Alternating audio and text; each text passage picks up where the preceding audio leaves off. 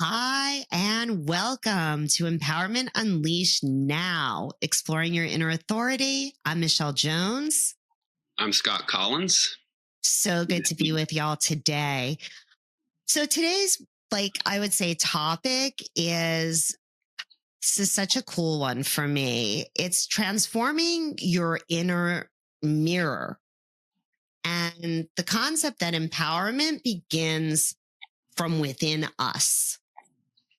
So one of the things that I believe we have is this inner dialogue, inner reflection, an interior life. A lot of times I think that our interior life can be in focus from just this really strange, huge magnifying lens where we don't always fix the things that we say to ourselves. Like, for instance, I'll just be candid. A lot of technology in starting to launch this podcast. And some of my inner mirror work, bro, has been like saying to myself, whew, this is some work, which I know as a Capricorn, you don't really mind that much. For me as a Cancerian, I'm like, dude, I don't need more work. Like, what? And so some of my inner reflecting back to myself has had to be a reframing of, wow, this isn't work. This is a workout. Like, I'm working out these new parts of my mind, like these new parts of inside out. Yes. Yes. Yes, my friend. And I just think that like this whole transforming from the inside out is so appropriate for kind of our little energetic Empower Ranger update, because this has been one of the most potent weeks. Yeah. I would say energetically, astrologically, that I can remember. And maybe it's just because I'm more conscious of it. I would say maybe I'm realizing it more than ever because I wasn't as aware. What about for you, bro? Yeah. And, I'm a Capricorn, as you mentioned, and Saturn rules Capricorn. And ironically, though, my Saturn is at 0 degree Cancer. So I can feel everything that you're talking about. And I bring up the 0 degree also just to share personal stuff like we're doing today, because 0 is Pluto ruled. And the big week in transit you're talking about is the thing a lot of people are talking about is that Pluto just moved into Aquarius, right? After being in my sign of Capricorn for 16 years. So that 0 is looming large and in charge for a lot of us. And, I often think of that 0 as a portal. It's the beginning and ending. It is an opportunity for us to hold that portal. It's a mirror too, just as you were saying. I think for today's conversation, we could think of it as a mirror. And a big thing with that 0 is boundaries, like what they mean for us internally, externally, how we enforce them. I think they are a very practical and powerful thing to use when it comes to our mirror work.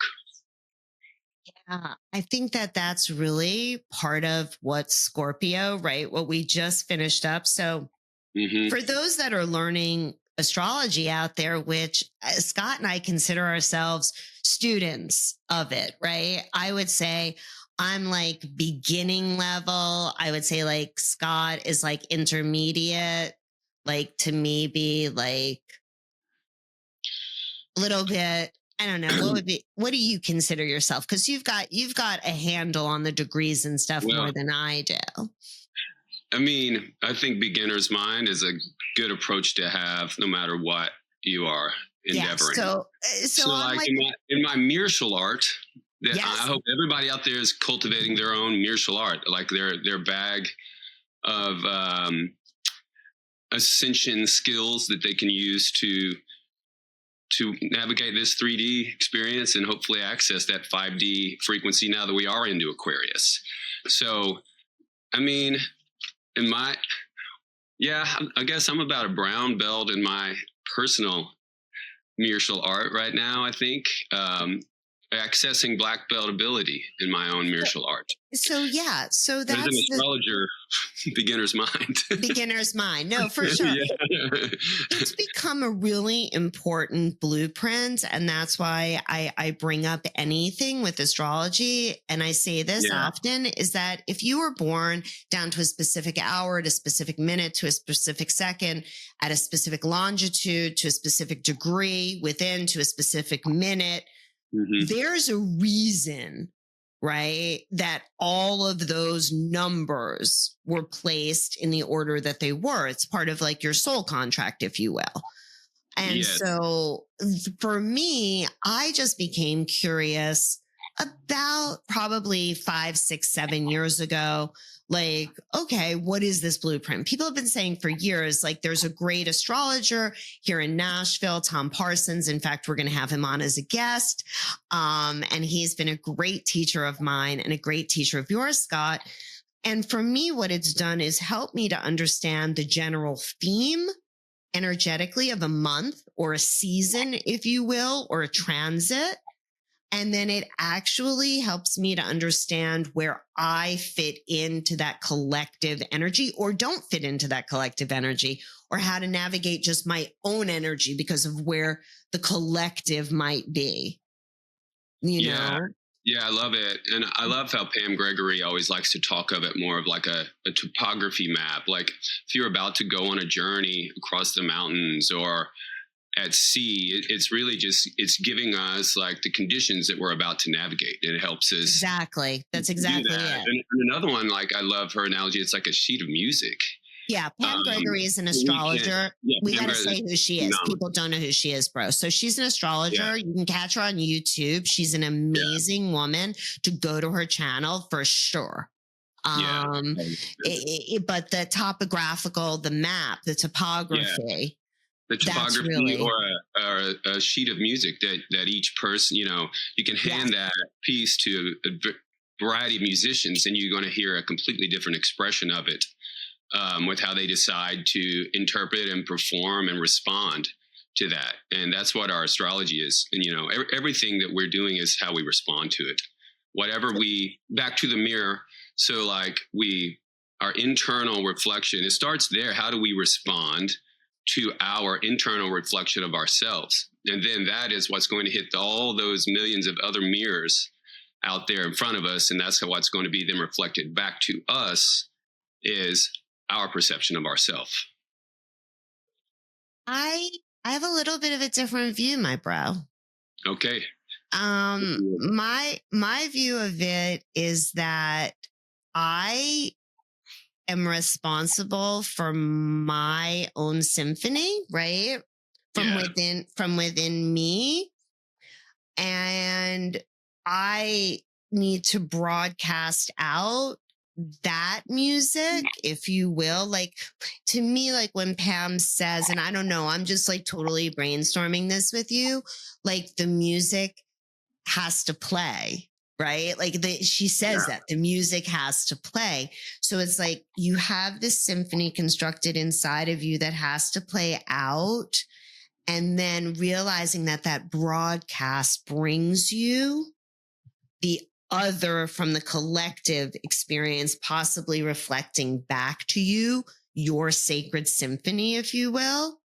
Like Yeah. that to me is where some of those boundaries, like that we just got really clear, is from what I project out. How does the world respond to that? And then what do I do about it? Because what the world is doing, the world is going to do, right? And what I'm doing has to always be what's coming from this heart. And again, I'm just kind of fleshing this out, just like a professional student, kind of figuring we've never been here before as a people, right? Mm-hmm. That we remember in terms of energetically. So I just am working on that higher self, that inner mirror work of reflecting what my heart is really denoting for me or drawing me to, or sometimes saying no, thank you to, which I guess is from the boundaries in place and now in Sag, which are beliefs, because all of the like zodiacs, they're all just states of consciousness, right? They're just in everything, states of consciousness. And so the state of consciousness that we're in now is we have an opportunity to shift our beliefs with boundaries in place, which is so freaking cool to me, because I think we were doing all of this a bit on autopilot before.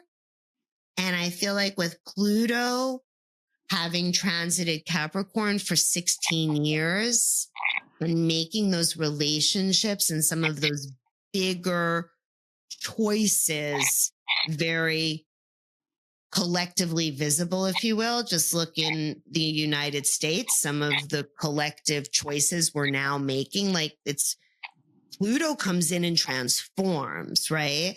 Now with an Aquarius, I feel like it can finally start to work on the individual, the inner part of us that I feel like sometimes we just externalized and wanted to be like everybody else in the last bit of time where we've been. Not any fault of ours, just a learning of ours.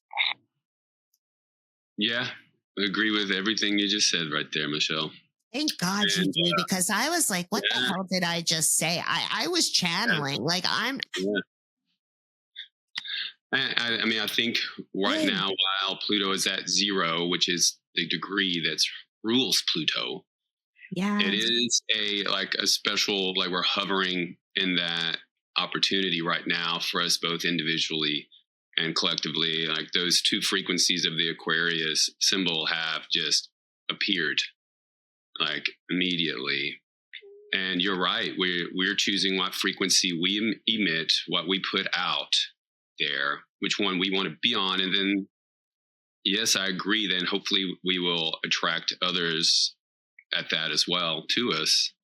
Totally. Like a little action step that I started this week, because I woke up one morning. It's the first time in my life that this has ever happened, but I woke to an affirmation coming through. Which you're the affirmation guy out of the two of us. No, I'm a beginner at that also. That's just what happens day to day. And so but you should share that. That's part of the martial art too. Like what do each of us, what do you intuit is how do you find an affirmation?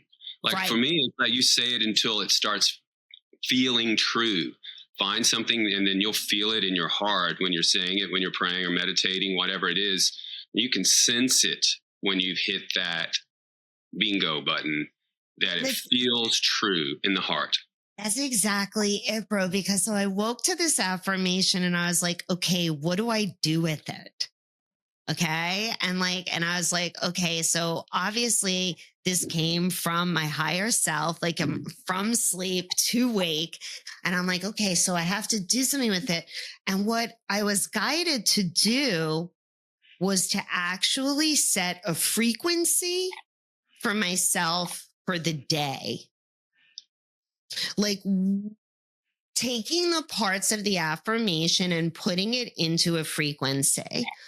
And so some people might say it's a tone of your day that you're setting, right? I felt like I was setting a frequency. That was just me though. It's whatever people feel comfortable with. And all of a sudden, I'm not somebody that is like an anxious person typically. You know that, Scott. And I had at the end of this transit of Pluto in Capricorn, the big finale, I had some anxiety. And it was just like, is this mine?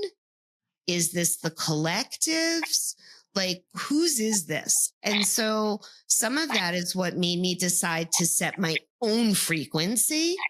So I had this intention going into my day, as opposed to just waking up and praying or waking up and meditating or waking up and doing, a sauna, a myriad of things that I do. I really wanted to dial that frequency in.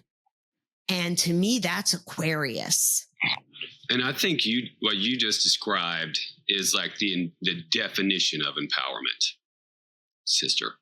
Oh, Like, thanks, bro. well, when something like anxiety surfaces, I mean, usually the root of that is a fear of some sort, right? I mean, even if it's just fear of the unknown. And it's not uncommon for those kind of things to surface when we approach anaretic degrees of things. So like at a 29 degree, especially if a transit as big as Pluto. But honestly, each month when we hit a 28, 29 degree of each zodiac cycle, that can happen. And, we were approaching Sagittarius. So your beliefs were being tested. You're feeling it with anxiety.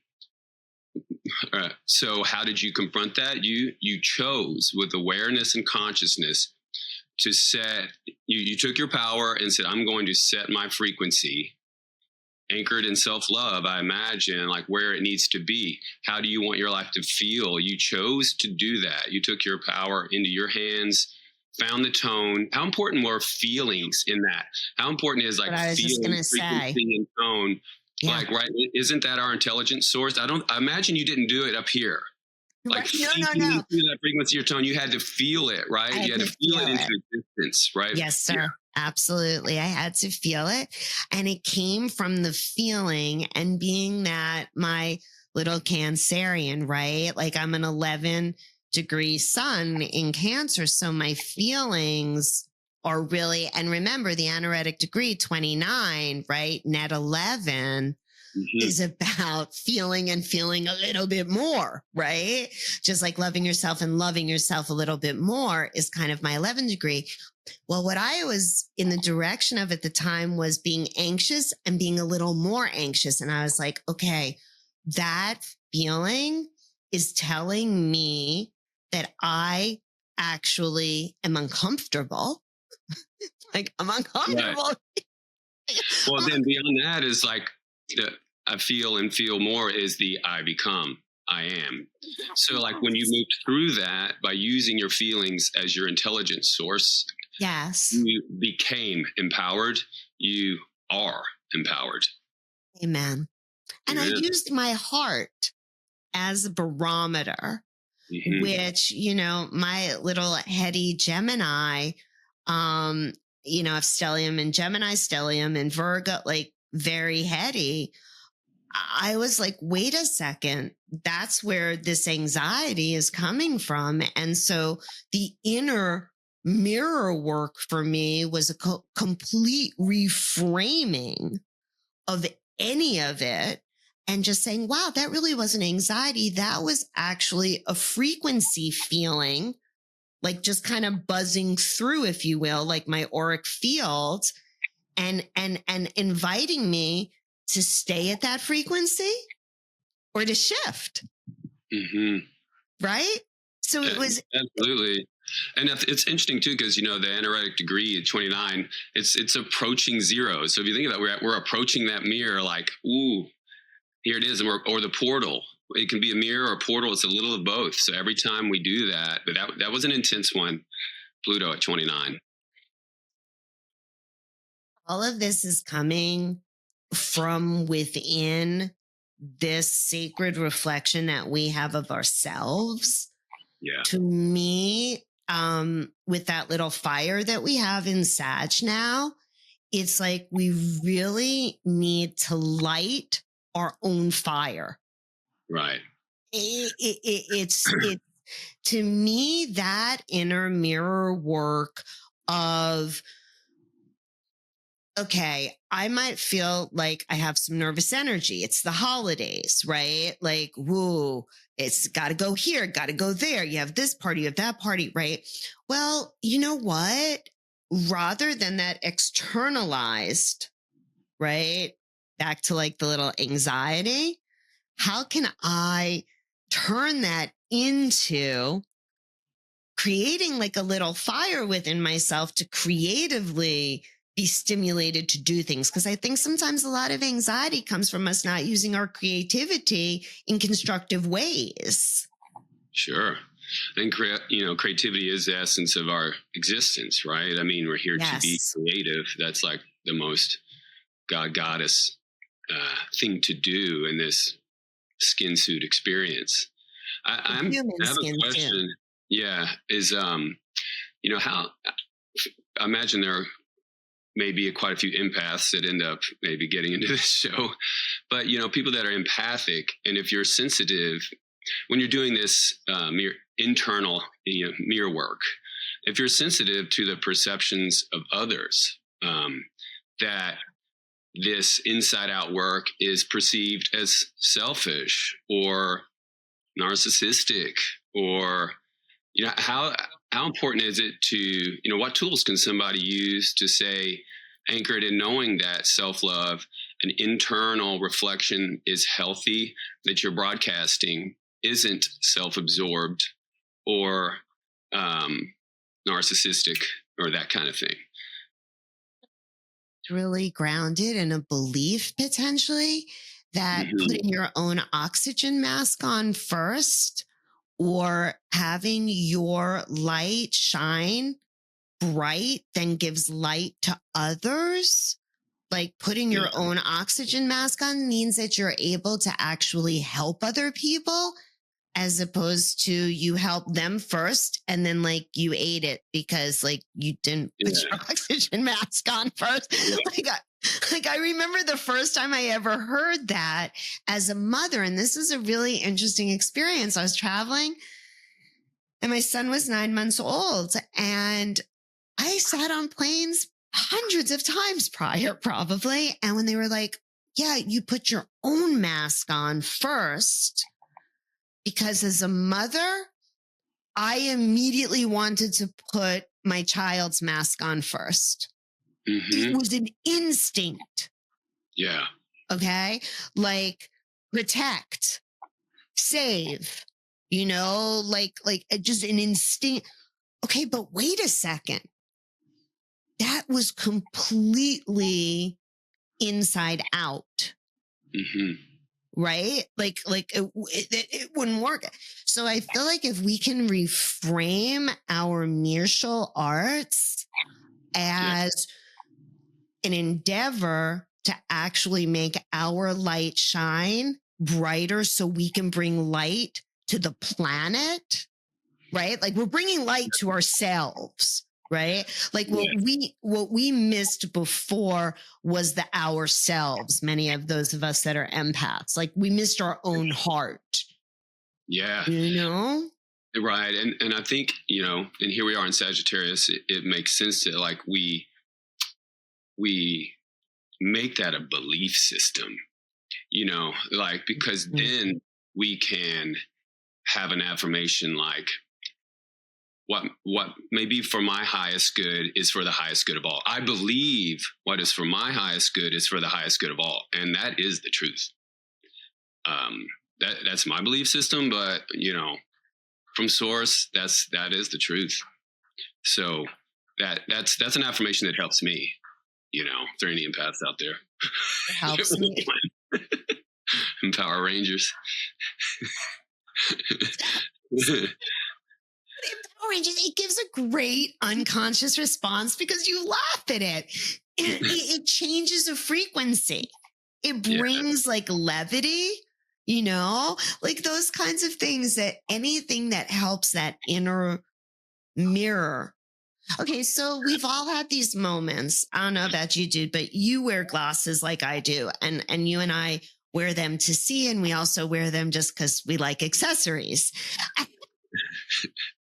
One of the things that we've done, all of us, is we've been in places where maybe it's raining or there's like a lot of sand, there's dust.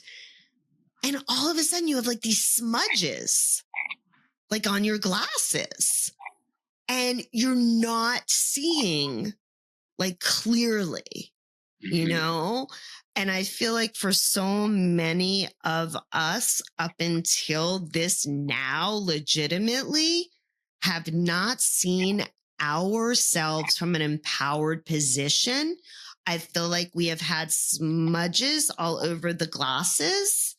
And I feel like with Pluto hitting Aquarius, we have the energy and the electric charge to be like, hey, where is that electrostatic cleaner for my glasses? And like, we're literally cleaning that off because we have to see ourselves individually in order to be able to communally be participants to support this incredible transit of the Aquarian age. Yeah, absolutely. And it's at 0. That's a lens, right? So like, it's really a beautiful opportunity right now for these next couple months, whatever, when it's in 0 to see through new lenses. Totally. And so there's one other quick secret that I want to touch on before we bring on our guest, who is really the expert on reflections and mirrors and all of this. But I'm going to try to impress you, Scott, with my beginner knowledge. Because if you're a beginner, I'm a beginner of astrology. So I just want people to know that the holidays can be a beautiful, magical time. They can also be not so beautiful sometimes. I imagine most people out there know that.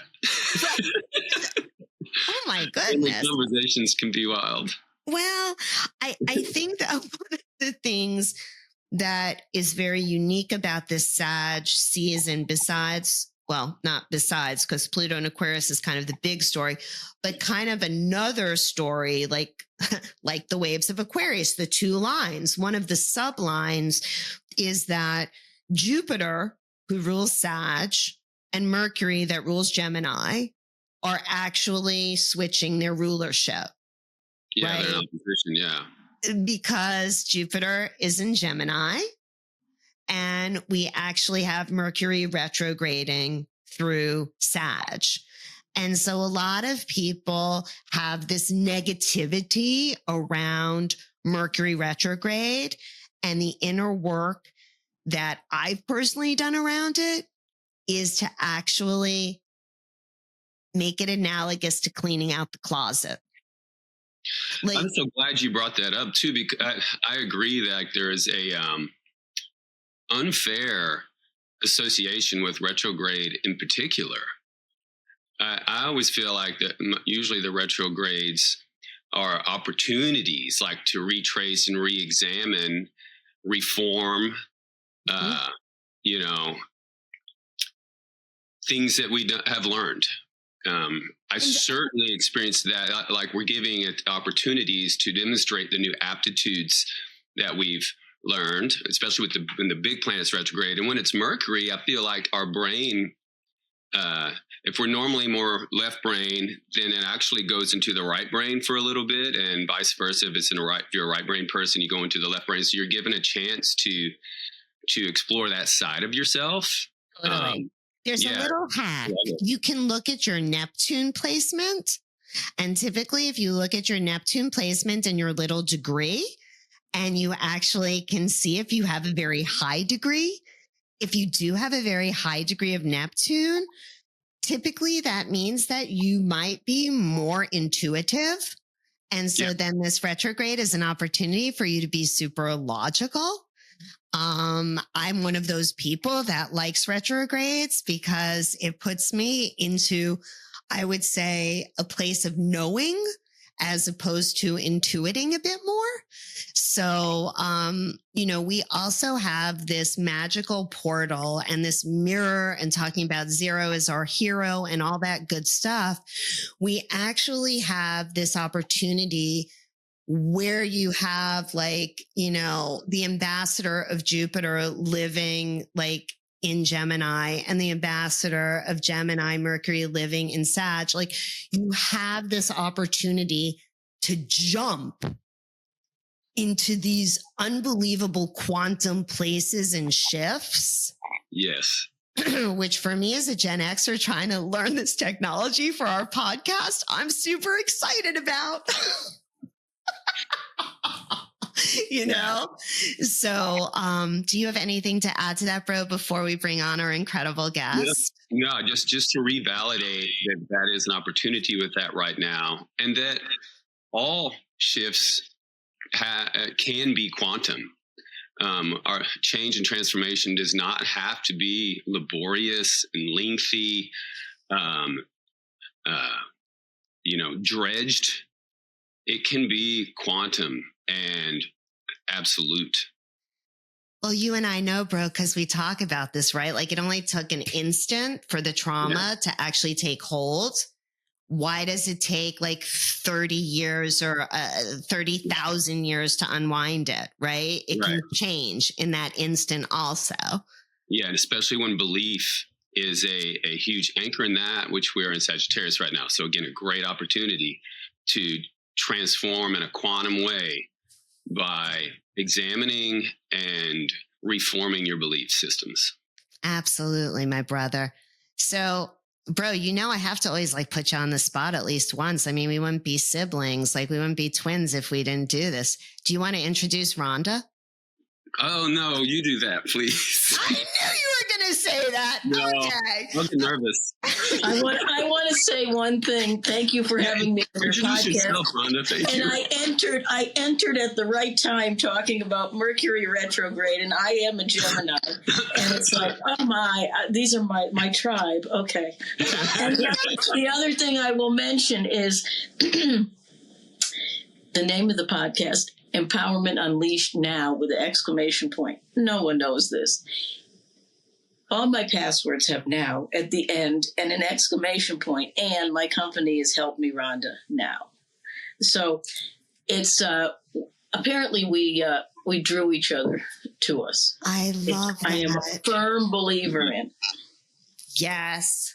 Thank you, Rhonda. Welcome, Rhonda Farrah. Rhonda is an incredible alchemist, an empowerment coach, an author, and just a wise woman that we are honored and privileged to have sit with us today on Empowerment Unleashed Now. Rhonda, thank you so much for being with us and sharing space today. Thank you, Michelle. Thank you, Scott. Yeah, we're all here for a reason. We're here to put a message out, and the message, it changes with time. In my opinion, it's got the same basis, but depending upon where it's going, people will receive it differently, and some won't receive it at the same time because they're not ready. It's not enough for them right now, or their situation is not enough for them to say enough is enough. I need to change. Yes. Rhonda, there was something. So I listened to a podcast that you had done with Marla. Yes. And one of the things, well, many of the things that you said were very outstanding to me and very hypnotic, as you were talking about the superconscious mind. Mm-hmm. When you said that first of all, I want to go back to 2005. When you kind of brought yourself forward as an alchemist in the world. Yes. If you could tell us a bit about that, Rhonda, and what made you decide to go with alchemy, becoming an alchemist? The events that preceded 2005. And first of all, an alchemist, I define an alchemist as someone who takes the good and the not so good stuff, the adversity, the struggle, the joys, all of it, and make it work for you rather than anything less. So with all the S word in our lives, the crap, okay, that does not have to throw us under the bus if we make that choice. So before 2005 was my release date. It was my liberation date, literally. It was my liberation and release date from being incarcerated for over 6 years. And during that time, I learned about struggle, challenge. I learned a heck of a lot about myself, much more than I ever knew. And it's still coming to me after how many years later, nearly 20 years later. It's all still coming out because it's time for me to receive, just like it's time for others to receive. So I learned that no matter where I was, no matter whether I was laughing or weeping, I was growing. And it took the not so good stuff, the being separated from my family, being away from them for 6 to 7 holidays, birthdays, and everything else, for me to realize that I have that authentic power within me. I have that strength within me. And the formula began to being empowered, to living an empowered lifestyle. I mean, that's what I do. So God help me if I didn't do it for myself first, because I'm certainly not a role model at all, let alone a great role model. And I'm very good at what I do because I did my inside work. So I don't ask people to do inside work. I did it myself, and I know that's what it takes, and that's what works. I have a wand. I have a Harry Potter wand, but it hasn't worked yet for me to wave it over myself or someone else. Mm-hmm. We must do the work. And alchemy, I became an alchemist because it was that adversity, that struggle, that challenge, that, shit in my life that it kind of crept up on me. And God, some people call it source, spirit, universe, the divine, put me in a major timeout because that divine, that universe, that God was not getting Rhonda's attention. Mm-hmm. But this certainly got my attention. Mm-hmm.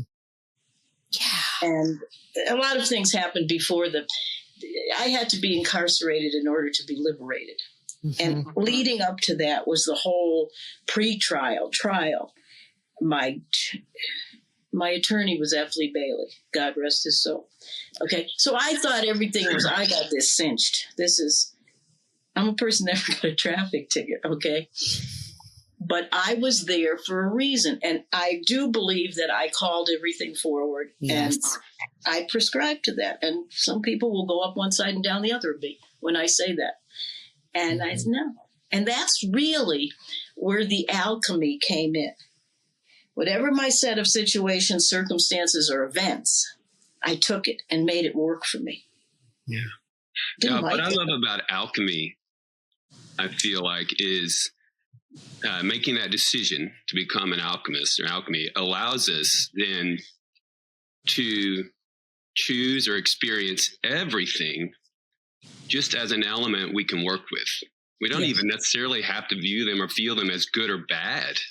They're just elements that we can work with to create our own alchemy, our own potion, our own better version of ourselves, no matter what we experience or feel or is thrown at us. Yes. So I think that's a powerful decision you made. And a lot of it was I referred to it at that time as the subconscious, but you mentioned it, Michelle. It's the superconscious. That's what's attending to the agenda of my soul, whether I liked it or not, whether I agreed with it or not. It attended to the agenda of my soul, and I got on board. That's it. Yes. I went all in. If I hadn't, I wouldn't have come out. I came out, all that onion skin was peeled away. I looked around, and everybody was still in the same place other than me. Mm-hmm. And I'm not faulting them. I'm not judging or criticizing, but it's an observation. Yes. Others were in the same place. Yes. Now, I've told people that it took me almost dying to actually look like I'm the one that's most full of life in the room. Because it was those the layers. And I would say, Rhonda, that what you did was, rather than God putting you in a time out, I feel like God universe put you in a time in, and you accepted that invitation. Of course, not always happily. I listened to you saying that, one day you had been throwing the phone like against the wall, and you finally just said to yourself, like, this isn't working. Like, what am I doing this for? And you made a choice. And that, to me, the power of alchemy is in an instant that choice can be made. Yes. Alchemy, it's a precursor to chemistry. Alchemy is. I'm not a left brain person at all. I didn't take chemistry, okay? I didn't take any of that stuff. I think I took environmental science because it was prerequisite from high school right through grad school, okay? Some science. So you're absolutely right, Michelle. It was the choice, and that was my superconscious. I didn't call it that then.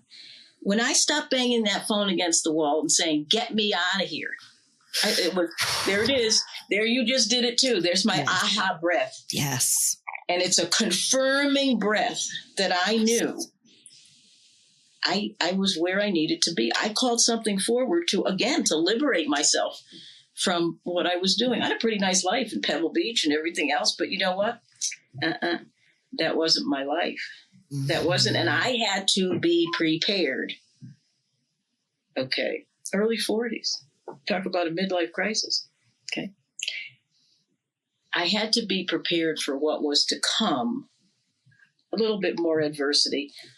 But what is now unfolding in my life, I could have said, "Oh, this is not me." And I could have just not gone within. I could have considered all the external stuff that was going on and went down the rabbit hole in a negative way. And you're right, Scott, I chose not to. It's like, no. Mm-hmm. Rhonda, how would you connect your superconscious to your higher self? They're synonymous. Number one. Okay. That's my higher self. That's my authentic power from within. I call it my godling self. Yes. Not merely my earthling self. Mm-hmm. Okay. This is my godling self, which we are all capable of. And we are all our own guru. If we realize that. We have that power.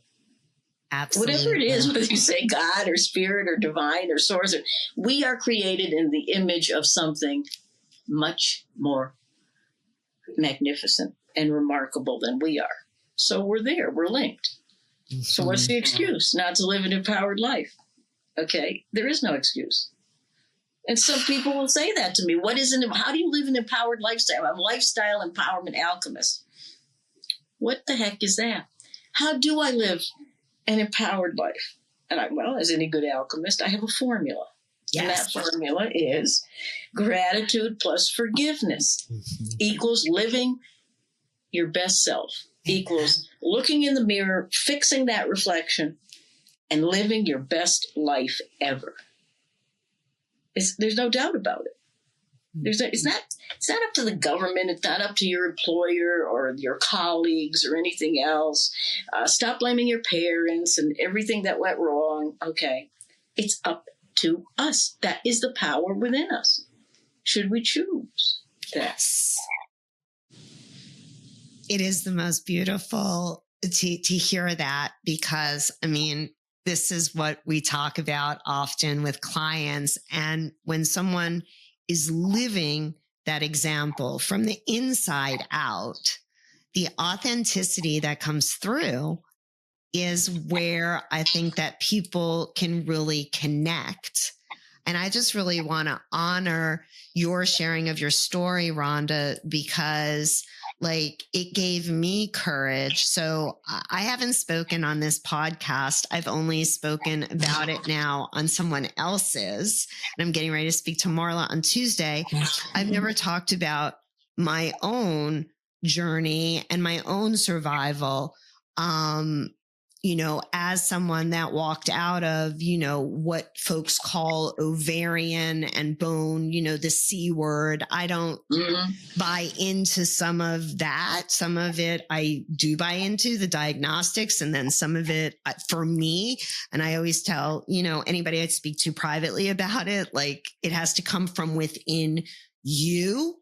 Yes. But the degree of authenticity to be vulnerable as you have been publicly, Rhonda, it is just so, it makes my heart dance inside is the only way that I can explain it, because it invites one to feel themselves worthy of finding this within themselves.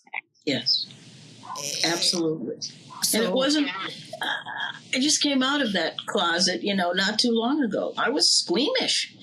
Geez, I was intimidated. Oh, I've got this label on my head. First midlife crisis. Okay, I'm in prison. Okay. And when I would look in the mirror, I wouldn't see who I see today. And that was not that long ago. I look in the mirror now and I see the love of my life.